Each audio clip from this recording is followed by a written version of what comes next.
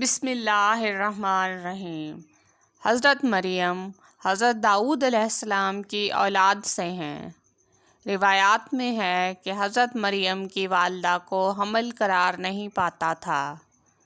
ایک دن انہوں نے ایک پرندہ دیکھا جو اپنے بچے کو خوراک دے رہا تھا۔ یہ دیکھ کر ان کے دل میں بھی اولاد کی خواہش جاگی اور انہوں نے اللہ کے لیے نذر مانی کہ اگر میرے ہاں اولاد ہوئی تو میں اسے اللہ کے لیے بیت المقدس کی خدمت کے لیے آزاد کر دوں گی۔ کہتے ہیں کہ آپ کو فوراً حیض آنے لگ گیا اور جب وہ پاک ہوئیں تو مریم سے حاملہ ہو گئیں۔ جنم دینے کے بعد وہ مریم کو کپڑے میں لپیٹ کر مسجد میں لے گئیں اور بی بی مریم کو مسجد کے خدام کے سپرد کر دیا اور ان کی کفالت کی ذمہ داری حضرت زکریہ علیہ السلام نے لے لی، کیونکہ ان کی بیوی مریم کی خالہ تھیں۔ پس زکریہ علیہ السلام نے مسجد میں ان کے لیے جگہ مخصوص کر دی، جہاں بیٹھ کر وہ عبادت کرتیں اور اپنی باری پہ مسجد کی صفائی کرتی تھیں۔ وہ اپنی عبادت اور پاکیزہ عادات کی وجہ سے بہت مشہور ہو گئیں۔ جب زکریہ علیہ السلام ان کے پاس جاتے تو ان کے پاس بے موسمی پھل ہوتے، اور جب وہ مریم سے پوچھتے کہ یہ رزق کہاں سے آیا ہے تو وہ کہتی کہ یہ مجھے اللہ نے بھیجا ہے۔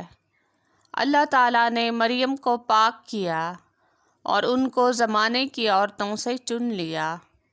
وہ اس طرح کہ انہیں بغیر باپ کے بچہ پیدا کرنے کے لیے منتخب کر لیا گیا، اور انہیں بتایا گیا کہ وہ بچہ عظمت والا نبی ہوگا جو بچپن میں لوگوں سے کلام کرے گا اور ان کو اللہ کی عبادت کی طرف بلائے گا۔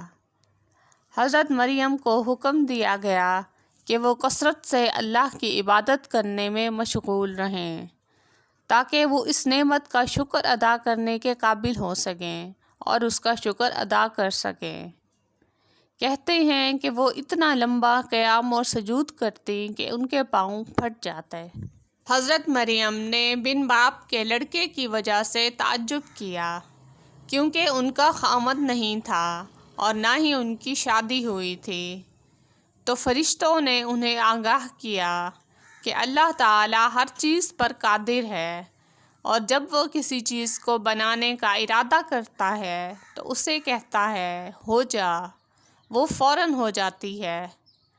انہوں نے اللہ کے آگے سر جھکا دیا اور وہ سمجھ گئیں کہ بن باپ کے بچے کی وجہ سے ان پر بڑی آزمائش آئے گی۔ حضرت مریم حیض کے دنوں میں یا کھانا اور پانی لینے کے لیے مسجد اقصیٰ سے باہر جایا کرتی تھیں۔ ایک دن وہ کسی کام کے لیے باہر آئیں تو اللہ تعالیٰ نے جبرائیل علیہ السلام کو ان کے پاس بھیجا۔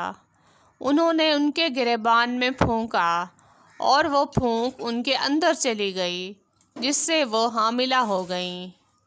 حمل ظاہر ہونے پر وہ لوگوں سے الگ ہو گئیں۔ حضرت مریم نے حمل کے دوران فرمایا کہ جب میں اکیلی ہوتی ہوں تو میرا بیٹا مجھ سے باتیں کرتا ہے، اور جب میں لوگوں میں ہوتی ہوں تو وہ سبحان اللہ کہتا ہے۔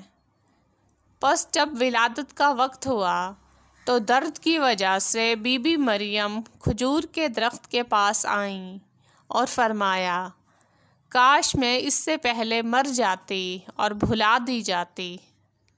انہوں نے یہ اس وجہ سے کہا کیونکہ انہیں پتہ تھا کہ لوگ اس بچے کی وجہ سے ان پر بہتان لگائیں گے، حالانکہ وہ عابدہ اور زاہدہ مشہور تھیں۔ پس اللہ تعالیٰ نے ان کی تسکین کے لیے پانی کا چشمہ جاری کیا اور کھجور کے درخت کو حکم دیا تو انہوں نے اس سے تازہ کھجور کھائی، اور جب ان کا بچہ پیدا ہوا وہ اسے لے کر قوم کے پاس آئیں تو انہوں نے کہا اے مریم، تیرا باپ برا آدمی نہیں تھا اور نہ ہی تیری ماں بدکارہ تھی، پھر تو نے ایسا کام کیوں کیا؟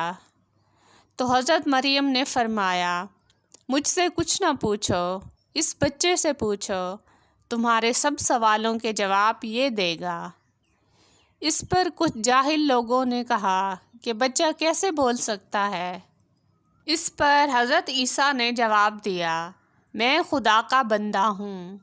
اس نے مجھے کتاب دی ہے اور مجھے نبی بنایا ہے اور اپنی عبادت کا حکم دیا ہے اور مجھے اپنی ماں کے ساتھ نیک سلوک کرنے والا بنایا ہے۔